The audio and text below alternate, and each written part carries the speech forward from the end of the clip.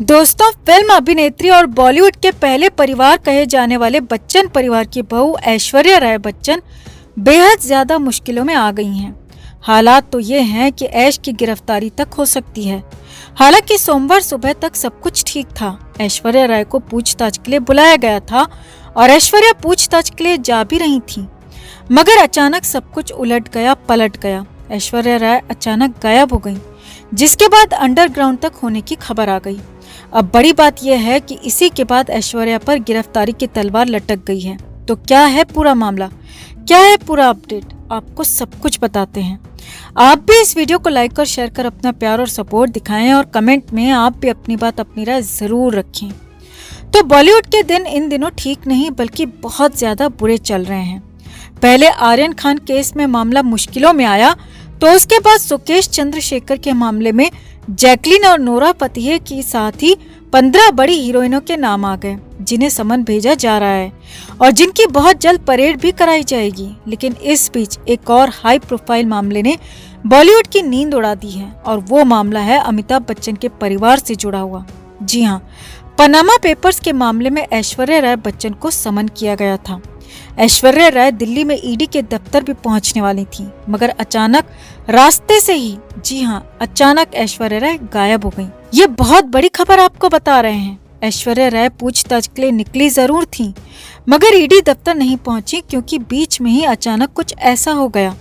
यही नहीं, हालात तो ये थे कि अचानक आनन फानन में ऐश्वर्या राय की टीम की तरफ से कहा गया कि आज अब ऐश पूछताछ के लिए नहीं जाएंगी, और यही बात ईडी तक भी पहुंचा दी गई। अब ईडी को जैसे ही ये खबर मिली कि ऐश्वर्या राय आज भी पूछताछ के लिए नहीं आ रही हैं, तो वहां हंगामा मच गया, क्योंकि इससे पहले भी 2 बार ऐश्वर्या राय को बुलाया जा चुका था और दोनों ही बार ऐश ने आने से इनकार कर दिया था। अपने कुछ जरूरी काम बताए थे और ये तीसरा समन था जिसे ऐश्वर्या राय को भेजा गया था, और इस बार हर हाल में ऐश्वर्या को पेश होना ही था। मगर इस बार भी ऐश्वर्या अचानक गायब हो गई, पेश होने से इनकार कर दिया, जिसने फाइनली ऐश्वर्या राय की मुश्किलें कई गुना बढ़ा दी हैं। अब हालात ये हैं कि अब सीधे ईडी की तरफ से ऐश्वर्या राय की गिरफ्तारी का वारंट निकल सकता है, क्योंकि 3 समन के बाद सीधे ही गिरफ्तारी होती है, और इसीलिए अब लगभग तय हो चुका है कि ऐश्वर्या राय इस मामले में गिरफ्तार हो सकती हैं। बहुत जल्द सलाखों के पीछे भी जा सकती हैं। हालांकि ऐश्वर्या राय फिलहाल कहाँ है, क्या कर रही हैं, इसका कुछ भी पता नहीं चल पा रहा। कुछ लोगों का कहना है कि ऐश्वर्या राय को कुछ बहुत बड़ा बैकअप मिल चुका है और इसी वजह से तीसरे समन के बाद भी ऐश्वर्या राय पूछताछ के लिए नहीं गई, जबकि कुछ अन्य लोगों का कहना है कि ऐश्वर्या राय अंडरग्राउंड हो चुकी हैं, कहीं फिलहाल छुप गई हैं, ठिकाना बदल दिया है और फिलहाल वो सामने नहीं आने वाली हैं। अब वैसे कुछ दिन पहले ऐश्वर्या के पति अभिषेक बच्चन ईडी के सामने पेश हुए थे और तब काफी सारे कागजात भी अभिषेक ने ईडी को दिए थे। यही नहीं, सूत्रों के हवाले से खबर तो यहाँ तक थी कि अमिताभ बच्चन ने भी कुछ कागजात ईडी को दिए हैं, लेकिन उसके बाद भी ईडी संतुष्ट नहीं है और पहले ऐश्वर्या राय और फिर अमिताभ बच्चन को भी पूछताछ के लिए बुलाया जा सकता है, क्योंकि पनामा पेपर्स में अमिताभ बच्चन का भी नाम था। इन सभी पर बोगस कंपनियां चलाने, टैक्स चोरी करने और पैसा इधर से उधर करने का आरोप है और मुश्किलें कई गुना ज्यादा बढ़ रही हैं। और ये पूरा केस पनामा पेपर्स के लीक होने के बाद शुरू हुआ। साल 2016 में ब्रिटेन में पनामा की लॉ फर्म के 1 crore 15 lakh tax documents leak हुए थे, जिसमें दुनिया भर की बड़ी हस्तियों के नाम सामने आए थे। इसमें भारत के करीब 500 लोगों के नाम शामिल थे और इन्हीं नामों में बच्चन परिवार का भी नाम है। मीडिया रिपोर्ट्स के मुताबिक अमिताभ बच्चन को 4 कंपनियों का डायरेक्टर बनाया गया था, जिसमें से 3 बहामास में थी, जबकि 1 वर्जिन आइलैंड्स में थी। इन कंपनियों को साल 1993 में बनाया गया था और इन कंपनियों की कैपिटल 5,000 से $50,000 के बीच में थी। लेकिन ये कंपनियां उन शिप्स का कारोबार कर रही थी जिनकी कीमत करोड़ों अरबों में थी। यही नहीं, वर्जिन आइलैंड्स की पार्टनर प्राइवेट लिमिटेड में ऐश्वर्या राय को भी कंपनी का डायरेक्टर बनाया गया था। हालांकि कुछ समय बाद उन्हें कंपनी का शेयर होल्डर भी बना दिया गया। इस कंपनी में ऐश्वर्या के अलावा ऐश्वर्या के पिता के राय, मां वृंदा राय और भाई आदित्य राय की भी पार्टनरशिप थी। इस कंपनी को साल 2005 में बनाया गया था, जो कि 3 साल बाद बंद हो गई थी।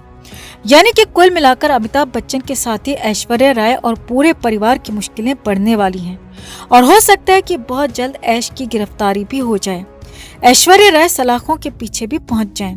तो आपका क्या मानना है दोस्तों?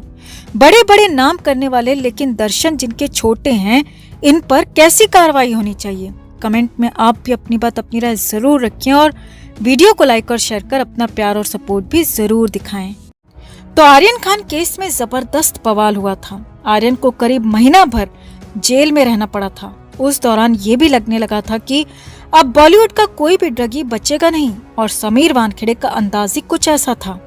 मगर उसी दौरान नवाब मलिक ने एक के बाद एक बातें समीर वानखेड़े को लेकर कही, एक के बाद एक दावे, एक के बाद एक खुलासों का दावा किया। करीब महीने भर बाद आर्यन को भी जमानत मिल गई और आर्यन को कई लोगों का जबरदस्त सपोर्ट मिला।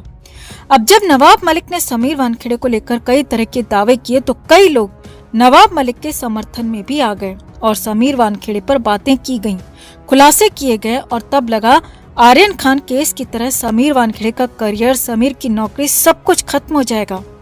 मगर यहाँ तो बाजी उल्टी पड़ चुकी है। जी हाँ, इसकी शुरुआत हो चुकी है और ये शुरुआत हुई नवाब मलिक की माफी के साथ। नवाब मलिक ने बॉम्बे हाई कोर्ट में बिना शर्त माफी मांगी थी और वो भी समीर वानखेड़े केस में। हलफनामा यानी कि एफिडेविट देकर नवाब मलिक ने माफी मांगी और आगे से समीर वानखेड़े को लेकर कोई टिप्पणी नहीं करने की बात की। और ये पूरा अपडेट हमने आपको बताया भी था, मगर अब इससे भी आगे की खबर है, इससे भी बड़ा अपडेट है और वो ये है दोस्तों कि इसके बाद पूरा केस पलट गया है। जी हाँ, इसी के बाद, इसी माफी के बाद पूरा केस पलटता हुआ दिख रहा है। हालात ये है कि नवाब मलिक को सभी लोगों ने अकेला छोड़ दिया है और नवाब मलिक की हालत ऐसी हो गई है कि उनके आसपास के लोग, उनके अपनों ने भी उनका साथ छोड़ दिया है। नवाब मलिक ने समीर वानखेड़े को लेकर कई तरह के आरोप लगाए थे, लेकिन अब नवाब मलिक खुद ही माफी मांग रहे हैं। तो फिर नवाब मलिक के उन सबूतों, उन गवाहों में कितनी सच्चाई होगी, अंदाजा लगाया जा सकता है। और उन पर गहरे सवाल खड़े हो गए हैं। गंभीर सवाल इसे लेकर भी खड़े हो गए हैं कि आखिर नवाब मलिक को जब माफी ही मांगनी थी तो फिर सबूत और गवाह क्यों सामने दिखाए गए? क्यों उन बातों को लेकर कहा गया कि समीर वानखेड़े का खेल खत्म हो गया? क्योंकि जब उन सबूतों में, उन गवाहों में सच्चाई ही नहीं थी, नवाब मलिक को माफी ही मांगनी थी, तो फिर ऐसा किया ही क्यों गया? हालात ये थे कि कई लोग नवाब मलिक के समर्थन में आ गए तो एनसीबी के टॉप ऑफिशियल्स ने भी समीर वानखेड़े को जांच से हटा दिया। लेकिन अब यहाँ पर पूरा मामला उल्टा होने वाला है। नवाब मलिक खुद पीछे हटे तो नवाब मलिक का समर्थन करने वाले लोग कहीं भी नहीं दिखाई दे रहे। सारे के सारे लोग जैसे कहीं छिप गए हों। हालात ये हैं कि एनसीबी भी खुद हैरान है कि आखिर अचानक ऐसा क्या हो गया और कैसे हो गया। कल तक समीर वानखेड़े पर आरोप लगाने वाले नवाब मलिक अचानक चुप क्यों हो गए और कैसे हो गए? और क्या वाकई उन सबूतों, उन गवाहों में कोई सच्चाई नहीं? क्या बिना बात के, बिना सबूत के समीर वानखेड़े को लपेटा गया? और सबसे बड़ी बात ये कि अगर समीर वानखेड़े गलत नहीं थे तो फिर समीर की कार्रवाइयां भी गलत नहीं होंगी। आर्यन खान केस को लेकर, आर्यन को लेकर हुई कार्रवाई भी पूरी तरह से ठीक होगी। आर्यन खान केस भी पूरी तरह से ठीक होगा और समीर की जांच का तरीका, समीर की जांच का अंदाज भी पूरी तरह से ठीक ही होगा, जो कि अब साफ साफ दिख भी रहा है।